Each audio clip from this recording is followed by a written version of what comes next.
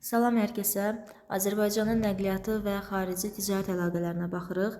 Deməli, Azərbaycanda nəqliyyatın bütün növləri inkişaf etmişdir və əvvəllər Azərbaycanda konka olub. Konka nə deməkdir? Bax, belə ata bağlayırdılar, elə bil ki, arxası insanların oturduğu yeri.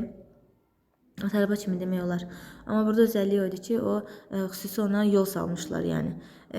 Deməli, konka yolunun istismara verilməsi olub 1892-ci ildə. Daha sonra əsas məsələlər. Azərbaycan Böyük İpək yolu, yəni Traseka və Şimal-Cənub magistral yollarının üzərində yerləşir. Bu da onun nəqliyyatın daha sürətli inkişafına səbəb olub və deməli 2021-ci ildə avtomobil nəqliyyatı ilə 112,5 milyon ton yük daşınıb, 1,1 milyard nəfər isə sərnişin daşınıb. Ümumiyyətlə ən çox yük və sərnişin daşınma ilə avtomobilin payına düşür və bizdə magistral avtomobil yolları 3 istiqamətlidir. Yəni Bakı, Qazax, qərbə doğru Qazax, deməli şimala doğru Quba, Bakı-Quba yoludur.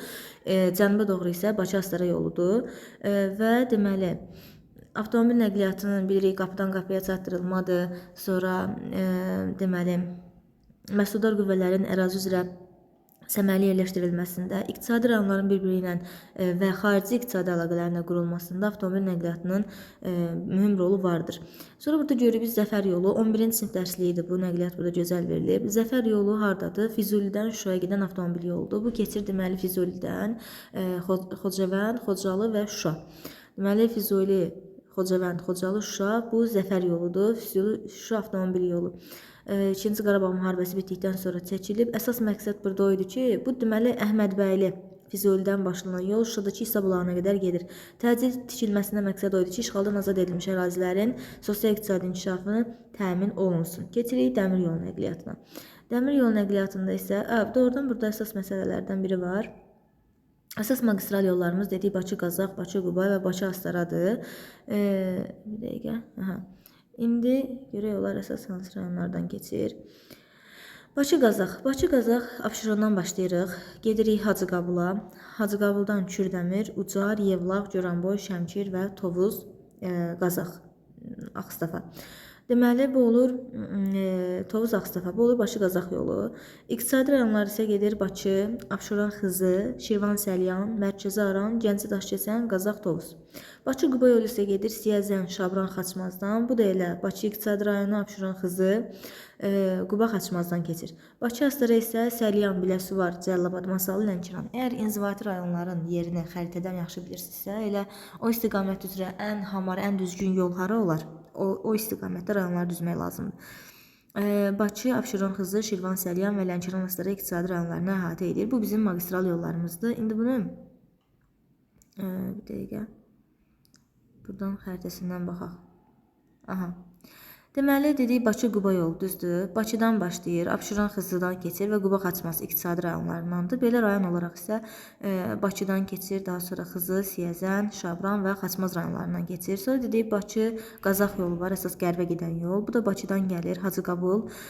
Sonra deməli Kürdəmir, Ucar, Ağdaş, Yevlax, Goranboy, Şəmkir, Tovuz, Ağstafada artıq gedir, çıxır Gürcüstana. Deməli, bu da oldu bizim Bakı-Qazax yolumuz. Deməli, Bakı-Qazax yolu, magistral yolu. Əsas gördünüz, bu Ağstafadan elə keçdi, getdi Gürcüstana. Sonra dedik ki, burada yol var idi, deməli, Bakı-Astara. O da cənuba gələn yoldur. Deməli, Bakıdan gəlirik biz yenə, deməli,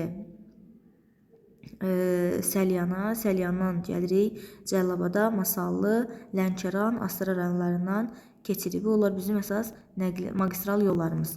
Daha sonra isə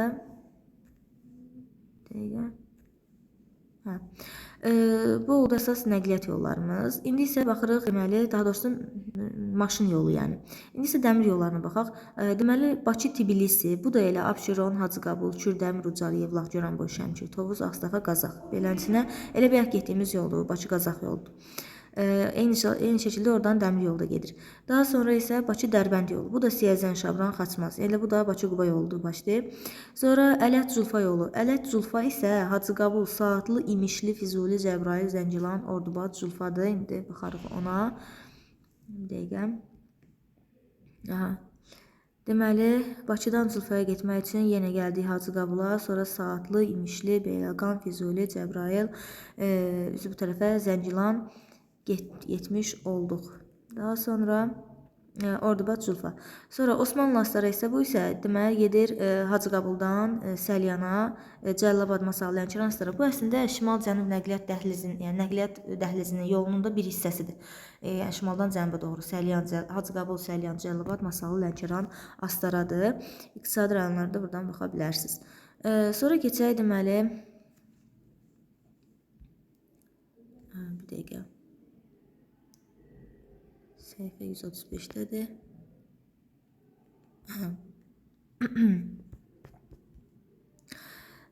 Deməli dedik, dəmir yolundan danışırdıq. Dəmir yolları ilə yüklərin daşınmasının daha ucuz başa gəlməsi ölkə ərazisinə yeni xətlərin çəkilməsinə zəmin yaradıb. Osmanlı Astaranı dedik. Həmçinin Yevlaxdan Yevlax Mingəçevir istiqamətində 19 kilometrlik yoldur. Yevlax Xankəndiyə gedir 105 kilometr. Bunu iqtisadi rayonlarda demişdik. Yevlax Balakən 162 kilometr. Həmçinin Səlyan Neftçala da dəmir yolları var. Bu da iqtisadi rayonlar ilə nəqliyyat əlaqələrinin qurulmasında mühüm rol oynayır. Deməli Azərbaycanın neft-qaz bilirik əsas hasilat edir və boru kəməri ilə ixrac edilir buna əsas və boru kəmərləri deməli baxaq neft kəmərlərinə. Bakı Subsa neft kəməridir. Bakı Subsa. Sonra Bakı Novorossiysk, bir də Bakı Tbilisi Ceyhan. Bunları harda gördünüz? Bilin ki, bunlar neft kəmərləridir.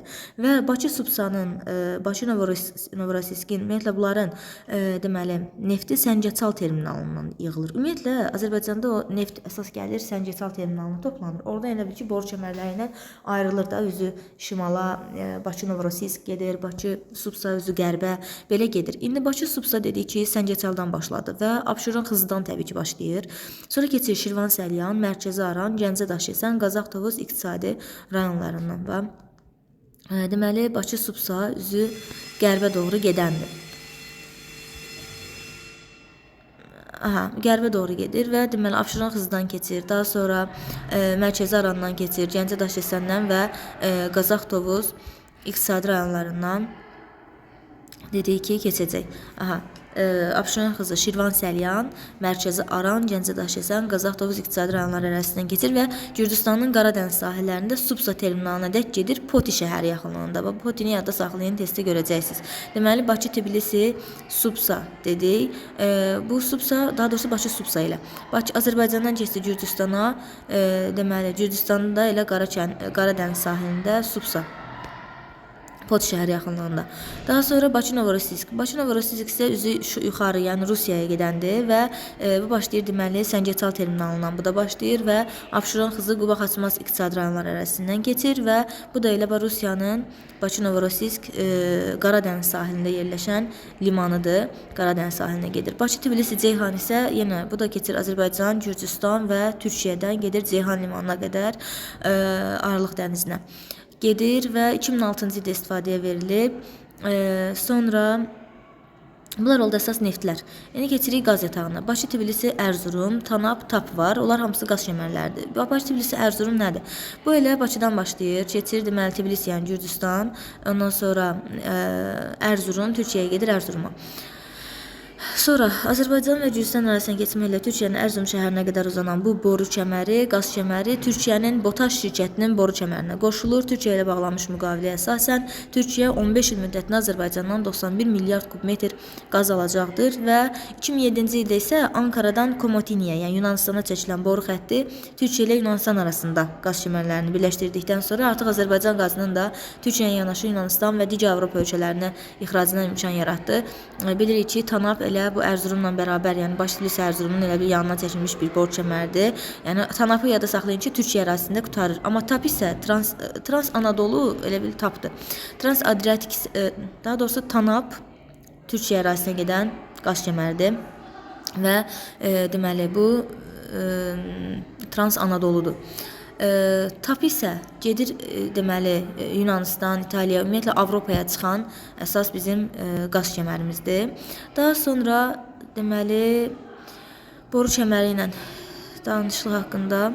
Sonra dəniz nəqliyyatı ən ucuz nəqliyyat növüdür. Sərnişin və yük daşınmasında sürətlə inkişaf edir, amma sərnişin daşınmasında dəniz nəqliyyatı ən son sıralardadır, yəni. Sonra Azərbaycanın dediyi Xəzər dənizi nəqliyyat əlaqələrində mühüm rol oynayır. Xüsusilə də Bakı limanıdır. Bakı dəniz ticarət limanı Xəzər dənizinin ən böyük limandır və 1902-ci ildən istifadəyə verilib. Sonra dəniz nəqliyyatında əsas xarici və daxili kabotaj olur. Bu nə deməkdir? Deməli, kabotaj ümumiyyətlə bir ölkənin dəniz limanları arasında əlaqədir və iki növü var. Böyük kabotaj odur ki, bir ölkəyə mənsub olan müxtəlif dəniz limanları arasında olmalıdır. Yəni bir ölkənin müxtəlif dənizləri olmalıdır ki, orada böyük kabotaj olsun. Kiçik kabotaj olması üçün isə bir ölkəyə mənsub eyni dəniz. Yəni ölkə əgər bir dənizə çıxırsa kiçik kabotajdır, bir neçə dənizə çıxırsa böyük kabotajdır. İndi Azərbaycan bir dənə Xəzərə çıxdığına görə bu kiçik kabotajdır. Məsələn, Türkiyənin bir çox dənizi var. Onlar arasında, əgər limanlar arasında daşıyırsa, bu olur böyük kabotaj.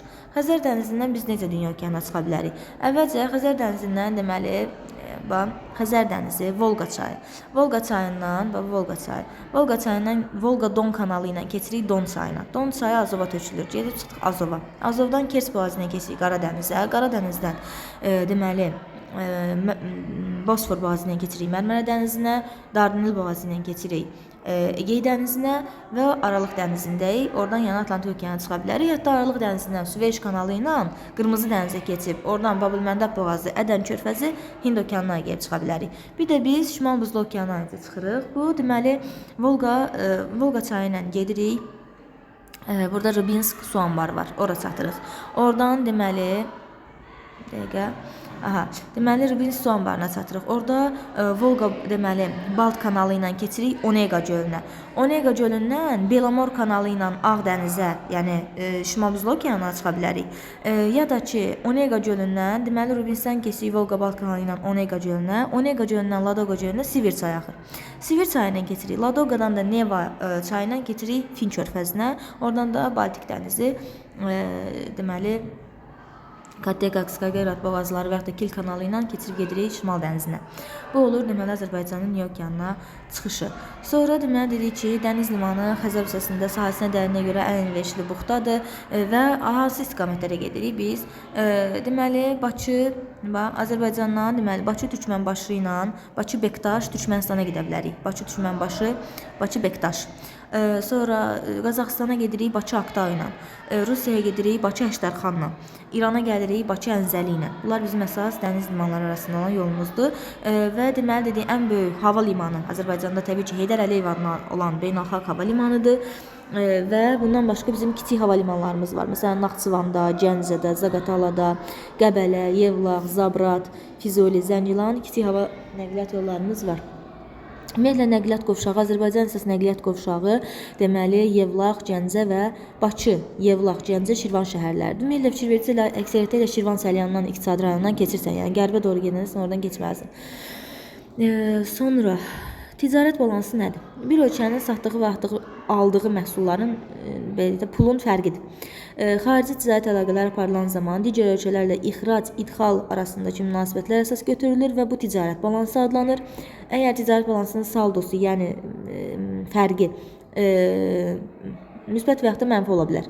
Əgər deməli deyək də məhsulun dəyəri ölkənin satdığı məhsulun dəyəri aldığı məhsulun dəyərindən çoxdursa, satdığımız çoxdursa, aldığımız azsa deməli balansımız müsbətdir. Yox, əgər aldığımız məhsul çoxdur, satdığımız azsa deməli balans mənfidir. Azərbaycan deməli 188-dən çox ölkə ilə ticarət əlaqələri həyata keçirir və əsasda bizim xarici ticarət dövriyyəmizdə çəksi çox olan ölkələr İtaliyadır, Türkiyədir, Rusiya, Çin, Almaniya, Ukrayna, ABŞ, Hindistan və Fransadır. Sonra deməli Azərbaycan əsas nə satır, nə alır? Azərbaycan əsas satır xam neft, benzin, sürtgü yağları, sonra təbii qaz, ondan sonra cips, üzüm şərabları, meyvə-tərəvəz məhsulları, şəkər, deməli bitki yağları, pambıq, mahlıc, kartof və yun satır. Bəs nə alır? Maşın və avadanlıq alır, dərman preparatlarını alır, taxılı alır, meşə məhsullarını alır. Ümumiyyətlə meşəni gördünüz ki, Azərbaycan satır kimi verir? Yox. Azərbaycan meşəni alar, taxılı alar, dərmanı alar, maşın və avadanlıqları alar. Bu da belə. İndi bunun metodik vəsaitlərinə baxaq. Deməli dedik, Bakı-Türkmənistan arasında Bakı-Türkmənbaşı, Qazaxıstan-Bakı Aktau, İran-Bakı Əncəli, Rusiya isə Bakı Əştərxandır və yük daşımada əsas deməli avtomobil nəqliyyatıdır. Düşünün ki, yəni qısa, yaxın, orta məsafələrə belə, yəni avtomobil nəqliyyatına yüklər daşınır da, Azərbaycanın milli ərazisini düşünün ki, avtomobil nəqliyyatından marketlərə falan gətirilən yükləri falan belə düşünün. Yəni onları da saxlayın ki, görün nə qədər indi yük daşınır gün ərzində. Ümumiyyətlə Azərbaycanda yük daşımada 112,5 milyon tonla avtomobil nəqliyyatı, həmçinin sərnişin daşınmasında da 1,1 milyard. Yəni demək olar əksər ailələrin, əksər insanların maşınları var. Təbii ki də sərnişin daşıma, taksi xidməti falan yadda saxlayın ki, Azərbaycanda sərnişin daşımada əsas birinci yerdə avtomobil nəqliyyatı durur. Sonra ikinci yerdə yük daşımada. Yük daşıma ikinci yerdə boru kəməridir. Bunu da neft-qaza görə yadda saxlayın. Sonra sərnişin daşımada isə ikinci yerdə deməli